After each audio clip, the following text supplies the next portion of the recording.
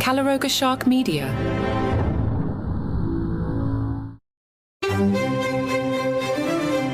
Hello and welcome to Palace Intrigue. I am your host, Mark Francis. Filed under good luck with that, PR expert Ryan McCormick has called on Meghan to stick up for Kate. He told the Mirror, "If I was advising Meghan, I would tell her to speak loud and passionate in defense of Kate.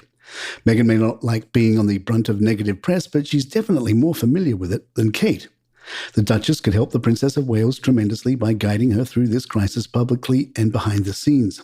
Royal insider Deep Crown dismissed that idea. The notion of Meghan reaching out to Kate amidst this photo turmoil, it's about as welcome as rain at a picnic. In these times, what Kate needs is calm waters, not the stir of a well-intentioned but potentially muddled gesture. The list of things wrong with the Kategate photo is now up to 17, as recapped by the Mail Online. They include Charlotte's hand was noted to be in an empty space where a sleeve was expected to appear. Kate's zip was observed to have her top positioned further left than it should have been. Charlotte's hair was seen to end abruptly on her right shoulder. The corner of Charlotte's skirt was mentioned to appear unusually straight. Charlotte's right knee was described as appearing washed out along the edge. Louis's jumper was noted to have a disrupted pattern on his right arm. Louis's right hand was reported to have a blurred right thumb against his trouser. The top edge of the ledge was described as having a distorted appearance. Similarly, the bottom edge of the ledge was noted to have a distorted appearance as well. The edge of the step against the wall was reported to be disrupted, contributing to its wonky appearance. Louis's left hand was mentioned to have a little finger that seemed to end early. George's right arm was described as having an artificial look with odd lines appearing on the edge of his jumper. Kate's right hand was observed to be blurred while her jumper remained unblurred.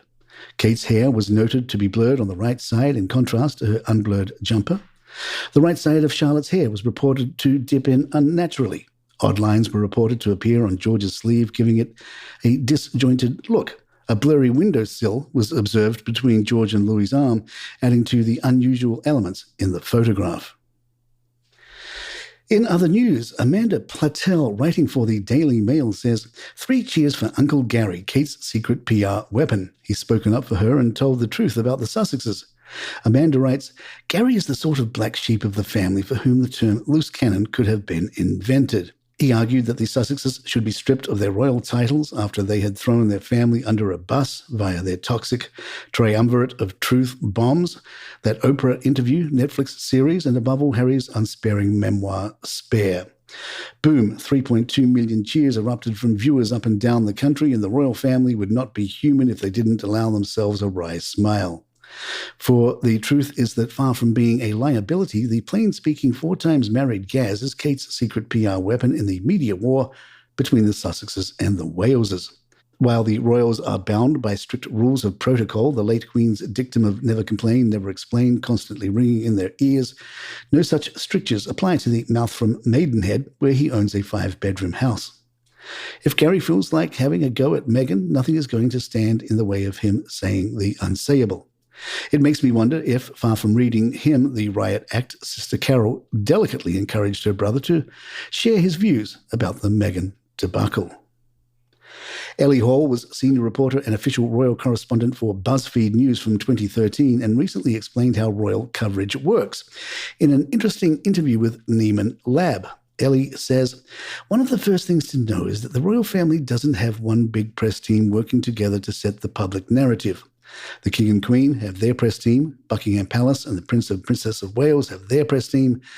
Kensington Palace. The palace can be used for either royal household when you're referring to the royal press apparatus in a story. If Prince Harry is to be believed, there is constant infighting, one-upping and leaking that goes on behind the scenes. Staffers for one member of the royal family will give damaging or untrue stories about another member to the press to make their employer look better. He and his wife Meghan, Duchess of Sussex, have made allegations about this system in interviews, and he goes into it in detail in his memoir, Spare. Royal press officers rarely go on the record, as former Guardian editor-in-chief Alan Rusbridger noted in this great column that I reference all the time in my work. It's unusually difficult to judge the reliability of royal reporting because it is a world almost devoid of open or named sources. You almost never see stories with direct attributions to royal spokespersons, which is one of the big reasons why this Kate Middleton is missing saga is so interesting. Instead of going on the record, royal press officers will give briefings and in some situations provide information to a core group of royal reporters with the caveat that these reporters won't say that the information came from an official spokesperson. Phrases like "this reporter understands" or "this news outlet can confirm" are very common in stories about the royal family. If you follow royal reporters on Twitter, you can always tell when one of these memos is sent because within minutes of each other, reporters will tweet a similarly worded update or clarification. The only method of contacting the press office that is given on the official website is a phone number that connects you to a royal family switchboard. Emailed requests for comment sent to each officer's primary email address don't always receive responses, even if you've been vetted by the palace and added to the official press release listserv.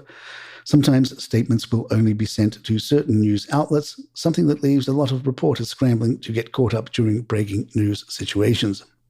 The big question about the saga of Kate's disappearance and every royal controversy is how much control the palace press officers have over the media.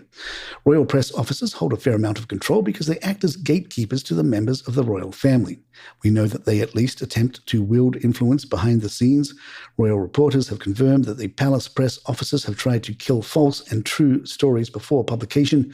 We also know that on at least one occasion, the palace has preemptively reached out to media outlets to warn them off reporting a particular story.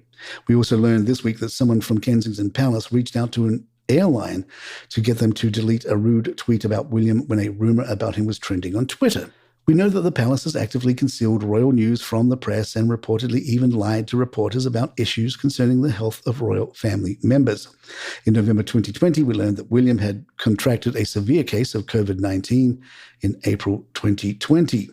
At the time, veteran royal reporter Robert Jobson tweeted about Kensington Palace's appalling decision to lie about the prince's health, writing, "KP were asked several times by the media whether Prince William had contracted the virus and were told categorically no." TMZ's recent publication of the paparazzi photo of Kate and her mother driving in Windsor has added a new dimension to the media control discussion. Kensington Palace has let it be known that the photos were unauthorized and no UK media outlets have run the images, even the tabloids, although most have written up the fact that the US media outlets have published an image of the princess. On Wednesday, veteran royal reporter Emily Andrews said on Twitter that Kensington Palace exerted huge pressure on the British media not to publish the pic, which she said was proof that the press team didn't set up the photo opportunity. Safe to say that the UK media response to the photo's publication isn't doing anything to dispel the palace controls the media narrative that's running rampant on social media. Palace Intrigue will be right back. Lauren Chen, host of the Blaze TV, has suggested that William and Kate hold greater significance within the royal family than King Charles. She noted, Prince William is not just representing himself and his family, but really the nation in recent months. I hate to almost cast a dark shadow over this, but it's simply true. Kate Middleton has been a huge part of the royal presence, especially since Meghan and Harry have left. So it goes to show how much the British public is looking for them for representation of their country. Kate Middleton has played a significant role in maintaining the royal presence, especially since Meghan and Harry's departure, underscoring the British public's reliance on them for national representation, Chan emphasized. James Middleton, the younger brother of the Princess of Wales, is poised to unveil a memoir described as tender and sometimes devastating. James will release his book, Meet Ella, the Dog Who Saved My Life, in September this year. James, a devoted dog enthusiast, will recount the profound impact of his first dog, Ella, guiding him through both challenging and joyous moments, from battling depression to finding love with his future wife, Elizée. James was only 20 when Ella entered his life. Publisher Octopus shares. Ella and James formed an unbreakable bond, journeying together from Scottish hillsides to royal events. In a heartwarming twist, Ella played a pivotal role in James' introduction to his future wife, Elizée, herself a dog lover. However, their connection transcended mere companionship. The narrative delves into James' struggle with clinical depression, where Ella emerged as a steadfast ally, intuitively supporting him through his darkest times and catalyzing his therapy journey. Reflecting on Ella's significance, James expresses, Ella was more than just a dog. She was my anchor, confidant, and often my therapist. My journey would have been incomplete without her, prompting me to honor her impact on my life and encourage conversations about mental health and the reciprocal care we receive from our animal companions. The memoir is scheduled for release on September 26. And there you have it. If you'd like to email us, our address is thepalaceintrigue@gmail.com. Please follow us on Apple, Spotify, or your app of choice. I'm Mark Francis. My thanks to John McDermott. This is Palace Intrigue, and good times.